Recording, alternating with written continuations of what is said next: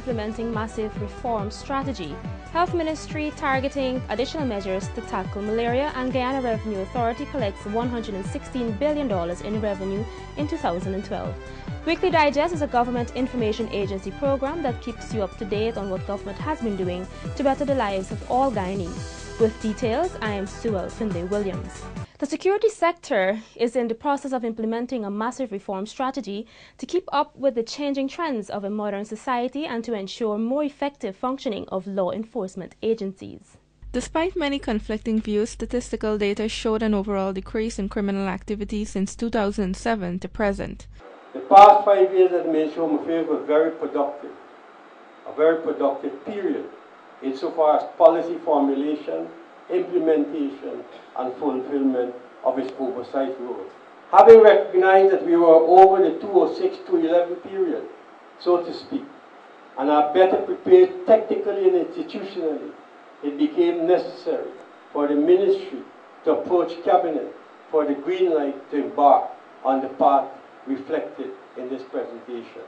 With regards to the Guyana Police Force, the country's premier law enforcement agency, this plan will see the establishment of a strategic management department, which will have oversight for the strategic plan's implementation. The employment of 10 high-level civilian professionals in non-line positions within the Guyana Police Force will ensure a high degree of professional, technical, and efficient inputs to guarantee implementation of the plan. The strategic plan was drawn up by the UK-based Capita Simons Consultancy in 2010, while the implementation plan was drawn up and commenced by the United States-based Julian Lake Consultancy in February 2012. Marked adjustments to the internal management structure within the Guyana Police Force are envisaged. The force will be renamed the Guyana Police Service, while the Guyana Fire Service will be renamed the Guyana Fire and Rescue Service. The strategic plan for the police force is expected to cost $35 million, and for the Home Affairs Ministry, $1.18 billion, the Guyana Prison Service, $831 million. During the implementation of this reform process, the Ministry is prepared to accommodate any level of public scrutiny to ensure greater transparency and accountability of its activities and those of the departments that fall under its purview. The Guyana and China good relations continue to be manifested through many joint projects. The latest is a $1 billion agreement for cooperation projects. On December 28, 2012, Dr. Ashney Singh, Minister of Finance, and Mr. Zhang Limin, Ambassador of the People's Republic of China to Guyana, signed an agreement on economic and technical cooperation. The government of the People's Republic of China will provide $4.8 million for the implementation of projects to be agreed upon by the two governments. Grateful to attend this signing ceremony. Over the past years, China and Guyana has enjoyed a very good traditional friendship. We have established diplomatic relations for 40 years. So over the years, we have developed very good relations and very good cooperation in different fields like political. Finance Minister Dr. Ashney Singh said that the country looks forward to the development being enabled with Chinese assistance, citing their input into the Chedi Jagan International Airport expansion plans, the Guyana Power and Light Company, the medical field, Kaisuko, and the ferry and transportation services, to name a few. I am confident that this grant will fund a number of other projects that will significantly contribute to the well-being of the Guyanese people. So in summary, Ambassador, I want to first of all extend my thanks on behalf of the government and people of Guyana to the government and people of China for your friendship and your generosity. During 2011, Guyana received another concessional loan of $32 million to finance the e-government project aimed at improving the communication infrastructure for government ministries and agencies. With an allocation of $213.6 billion Guyana dollars, the Amerindian Affairs Ministry in 2012 ensured that Amerindian communities were provided with all the necessary tools they needed for social and economic development. Government's investment in sustaining and improving roads and bridges networks in the hinterland has supported the procurement of vehicles for the communities. These intervention with respect to provision of transportation has greatly aided the level of transportation for students, for health and emergencies, and for the transportation of goods and services to communities. It also speaks about the improvement in the road network, because prior to 2000 and maybe 2005, we could not use these level or categories of vehicles in many of the geographically located or remote areas. Improved transportation accessibility in the hinterland has aided in the transformation of Amerindian village economies. The provision of vehicles have allowed for the transport of farmers' produce and villagers to market and children to and from school, and has supported the delivery of health and education services. Today, with the road network being improved and enhanced, we are now able to invest and support the need, trying to close the gap with respect to the badly needed transportation and also communication, because where there are no telecommunication, the movement by vehicle is one of the major forms of communicating with respect to getting people from one place to another. Improved transportation has assisted in bridging the development gap between the hinterland and the coastland. For 2012, the Ministry of Amerindian Affairs procured 8 tractor-trailers, 3 minibuses and 5 ATVs. A number of other vehicles were procured with funds from the presidential grant. The Ministry of Local Government's projects implemented through the regional administrations were more than 90% completed at the end of 2012. The Ministry of Local Government, amidst challenges during 2012, has managed to achieve overall 94% of its capital program. The Regional Democratic Councils, the RDCs, across the country had more than 80% completion rate each. Region 1 is expected to close off the year at approximately about 80%. Region 2, 90%, and I've rounded it off. Region 3, 95%. Region 4, they are expected to complete all of their program. Region 5, the same. Region 6, all of their program. Region 7, 97%. Region 8, approximately 80%. Region 9, about 95%, as well as Region 10, 95%. The RDCs also accomplished an overall 95% of its current programs. The Local Government Ministry Permanent Secretary reported that all regions reported achieving 90% and upwards. The ministry was expecting to have greater achievement, however, during 2012. Work programs were significantly affected by weather and poor contractor performances. Added to this were delays caused by the Linden protests. The year in itself has not been one of the better years for us in terms of implementing particularly our infrastructural programs, and based on the figures PS would have shared with you, you would have recognized that the impact of the protest action in region number 10 would have had a telling effect on us being able to complete our programs, particularly in regions number 8, 9, and 10. There is more on the Weekly Digest after these messages. Do you know 3 commodities continue to contribute significantly to the economy? Sugar, whose output increased from a mere 130,000 tons in 1990 to 237,000 tons in 2011. Rice from 90,000 tons in 1990 to 402,000 tons. Gold decorations from 59,000 ounces in 1991 to 363,000 ounces in 2011, and bauxite from 1.3 million tons in 1991 to 1.8 million tons last year.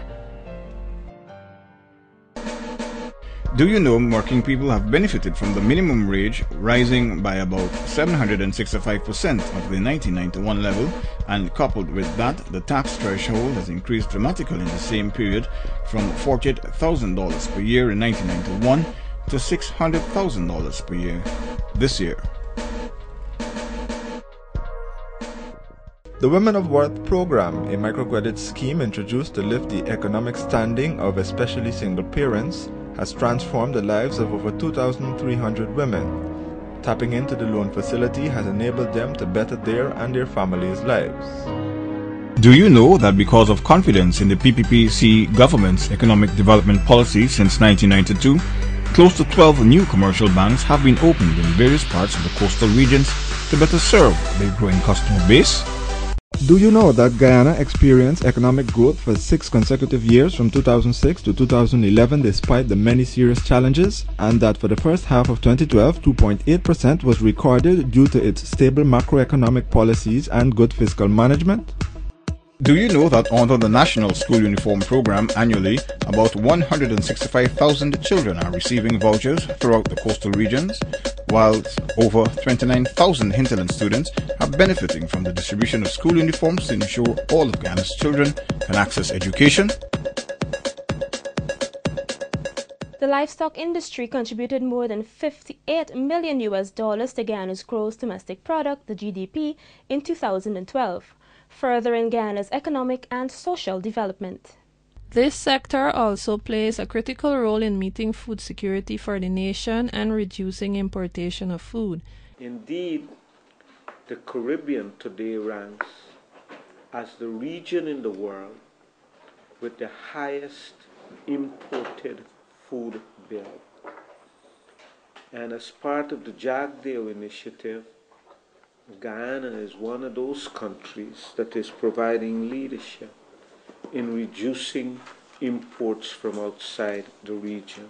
Another area of importance is genetic improvement, for which a lab was commissioned. This year we have successfully completed artificial insemination, and 548 animals were produced through the artificial insemination program. Presently, we have, for 2012, we imported 14,000 straws of purebred semen from the United States of America. 2012 saw the production of 77,000 genetically improved ducklings, expansion of the largest Texana production units, which made available breeding ewes, rams, and most of all, prime lambs for supermarkets. Increased flock size of the main Boer goat from 500 to 700 goats, and continued distribution of breeding bucks from registered pilot farmers to small ruminant farmers countrywide. In 2013, we are going to push the Barbados Black Belly and the Texel local combined breed of Texana. And we will try to enter into the market of Barbados, of the Eastern Caribbean, of Trinidad and Tobago. Additionally, 33 beef bulls were imported, 19 of which were distributed to realize the objectives of the genetic improvement program, while 548 calves were produced from artificial insemination, and processing began for the procurement of 66 female cows from the USA. The increase in the number of minors in Guyana from 15,000 in 2005 to over 130 today forced the Ministry of Health to implement additional measures to tackle malaria. 70% of the people getting malaria are from the Amerindian stock. They are mixed plus direct Amerindians. And these are some of the people. You've got minors. 95% of the malaria in Guyana at presently, or even more, are directly attributed to minors, contribution from minors. You have loggers, tradesmen, mechanics, and all these people are associated directly or indirectly with mining. Because the mechanics walk in the mining place, the fishermen supply fish, the sex workers walk along. In recognition of the fact that on a yearly basis there is an average of 10,000 to 15,000 detected cases of malaria, the Health Ministry will be collaborating with its partners to continue surveillance activities while upgrading and expanding malaria prevention and control initiatives. The second factor is the vector. And we have two definitive vectors in Guyana, Anopheles darlingi, which is present throughout the interior, and Anopheles acrosalis on the coastlands. The acrosalis is a poor and inefficient vector, inefficient. Darlingi is a very effective and efficient vector, probably the best for transmission of the human plasmodium in the Western Hemisphere. In an effort to further malaria prevention activities, the Malaria Unit will commence distribution of 50,000 long-lasting insecticide-treated nets starting from January 15. Conduct mass blood and fever surveys every 21 days in all mining camps and villages. Complete radical cure of every confirmed malaria case based on standard treatment guidelines, and extend outreaches and mass health education and awareness programs to poor and vulnerable groups and engaging new national partners. You've been hearing quite a lot about the nets, and persons may want to know what's the big deal with the nets and everything. Well, the big deal is that the World Health Organization, PAHO, USAID, all of these agencies have come together. And one of the main interventions is to get the nets out, because we're no longer into mass spraying and these sort of things. In 2012, 115,000 nets were distributed. These nets offer up to 5 years protection, and due to its success, the Health Ministry is committed to continue its distribution. The Transport and Harbours Department, TNHD, has been able to maintain consistent services to Guyanese flying regions only reachable by river through the maintenance of its fleet. General Manager of the agency, Marceline Merchant, said that the TNHD had docked some vessels and rerouted others to ensure that services were not interrupted. We were able to dock 4 of our vessels, the MV Kimbia, the motor barge Sandako, Bonasico, and MV Burima. The Kimbia plies the Northwest District, that is from Georgetown to Comarco.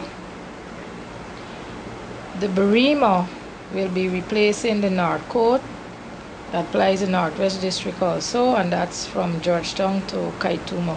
She reiterated that the 2 new ferries acquired from the Chinese government were put into service. The MV Kanwan was put into service in September, and the MV Sabanto went into service in November. They are both operating the Parika Supernam service simultaneously. In terms of finance, the Transport and Harbours Department received $500 million as subsidy from Ministry of Finance, and that was to assist with outstanding liabilities, also to assist with the payments of fuel. Merchant noted that there were a few challenges, but the agency was able to overcome and continue its reliable service to Guyanese traveling and transporting of goods. The Guyana Revenue Authority collected $116 billion in revenue in 2012. This figure represents a significant increase over the previous year's collection, which was in excess of $111 billion, notwithstanding a difficult year with disruptions in the performance of the economy. While the Revenue Authority was able to keep track with the 2012 targets, the most favorable results were close to the end of the year, the period of collection of taxes from the self-employed, one of the major categories of taxpayers in Guyana. Head of the GRA, Khurshid Sattar, noted also that revenue collection and providing efficient service to the public are not the only issues the GRA have to deal with. Having to grapple with the daily flow of goods that accumulate at our wharf and having to clear them in a timely manner are some of the major issues we also have to deal with. Also, a country like ours that is still experiencing some amount of brain drain from migration has also, in no small measure, affected the organization and its capability. One of the major challenges faced by the GRA in 2012 related to the fires that occurred in Linden during the period of unrest and the serious issues that flowed from those. For one period, there was some amount of concerns in the business community where it's going to overflow into the city. And we were concerned as well that it would probably have affected business performance and hence the taxes. Despite all of these things, and the fact that this year did not see major events occurring to help the economy, like in previous years where you had activities that were specifically designed to help businesses. The GRA has continued to target tax evaders and delinquent taxpayers, even as tax rebate refunds are being made available to persons who are subject to PAYE deductions. Investors and large businesses continue to be monitored as the issue of smuggling activities and the seizure of illegal goods were addressed during the year. The implementation of new and easier methods for taxpayers to meet their commitment to the Revenue Authority has also greatly assisted in the increased revenue collection for the year. Government continues to provide funding to the Amerindian Affairs Ministry through presidential grants to assist in the development of Amerindian communities. Last year, the ministry was provided with 2 years of presidential grants, which were used to support economic production and social projects in the hinterland communities. These grants come as a result to the ministry after discussion at the village level and the village general meeting makes a decision that the priorities are correct. Only then will the village council advance their proposal. $323 million was allocated to fund projects such as the construction of village shops, passenger, cargo and fishing boats, the purchase of minibuses, tractors, ATVs, among other ventures to improve the life at the village level. Over $141 million was expended thus far. This, however, was severely affected by the national 2012 budget cuts. $241 million, I want to underline, is almost $250 million, or a little bit more than $250 million Guyana dollars, which is invested into villages with population ranging from about 120 to as much as 5,000 residents. That's the smallest to the largest number of residents in any one community. And therefore, for us at the ministry, and also the feedback from the village councils, is that this investment, this financial allocation made under the presidential grant has been very helpful to communities that have, over the period, aspired to implement certain projects as requested by the villages. The presidential grants made a significant impact on Amerindian communities over the years and have allowed many villages to implement programs to generate income. There is more on the Weekly Digest after these messages. Do you know 3 commodities continue to contribute significantly to the economy? Sugar, whose output increased from a mere 130,000 tons in 1990 to 237,000 tons in 2011. Rice from 90,000 tons in 1990 to 402,000 tons. Gold decorations from 59,000 ounces in 1991 to 363,000 ounces in 2011. And bauxite from 1.3 million tons in 1991 to 1.8 million tons last year. Do you know working people have benefited from the minimum wage rising by about 765% of the 1991 level, and coupled with that, the tax threshold has increased dramatically in the same period from $48,000 per year in 1991 to $600,000 per year this year. The Women of Worth program, a microcredit scheme introduced to lift the economic standing of especially single parents, has transformed the lives of over 2,300 women. Tapping into the loan facility has enabled them to better their and their families' lives. Do you know that because of confidence in the PPPC government's economic development policy since 1992, close to 12 new commercial banks have been opened in various parts of the coastal regions to better serve their growing customer base? Do you know that Guyana experienced economic growth for 6 consecutive years from 2006 to 2011 despite the many serious challenges, and that for the first half of 2012, 2.8% was recorded due to its stable macroeconomic policies and good fiscal management? Do you know that under the National School Uniform Program annually, about 165,000 children are receiving vouchers throughout the coastal regions, while over 29,000 hinterland students are benefiting from the distribution of school uniforms to ensure all of Guyana's children can access education? The Immigration Department processed 267,652 passengers for the year as compared to 236,344 passengers for the previous year. There were over 543,400 passenger movements overall, a 15% increase over the previous year. The Cheddi Jagan International Airport, CGIA, also saw 4,630 flights during the year, an increase of 18%. The airport also made a profit in 2012. We have seen a significant increase in our income. For the year, we earned $1,094 million, which is a 46% increase over the previous year, where we would have earned $748 million. In terms of expenditure, we had a 27% increase in expenditure, $462 million compared to $365 million. When one is to take into consideration all the income and expenditure, including the money spent by the Ministry of Finance to pay our electricity charges, we would have had a surplus of $473 million, which is 129% higher than that of the previous year. Most of the additional income will be reinvested in the CGIA expansion plan. Work on the preliminary design has already begun, and actual construction is expected to start in the second quarter of 2013. The project entails the following: a new terminal building with 8 passenger boarding bridges, 2 elevators, extension of the main runway by 3,500 feet to accommodate larger Boeing aircraft, and construction of 9 international parking positions. The CGI expansion project is funded by the government of Guyana and China at a cost of $150 million. Meanwhile, the airport imported 2,333 tons of cargo in 2012 and exported 1,845 tons. And with that, we've come to the end of this week's edition of the Weekly Digest. But before we go, here's a recap of the headlines.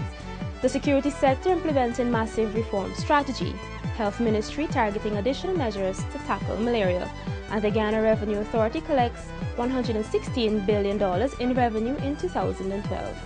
Remember that the Weekly Digest and other government information can be found on our website at www.gina.gov.gy, or send us your comments or suggestions at gina@gina.gov.gy. Thank you for having us in your homes. Join us next week as we highlight more of what government is doing for you. Cheers to a productive week. I'm Sue Sunday Williams. Goodbye.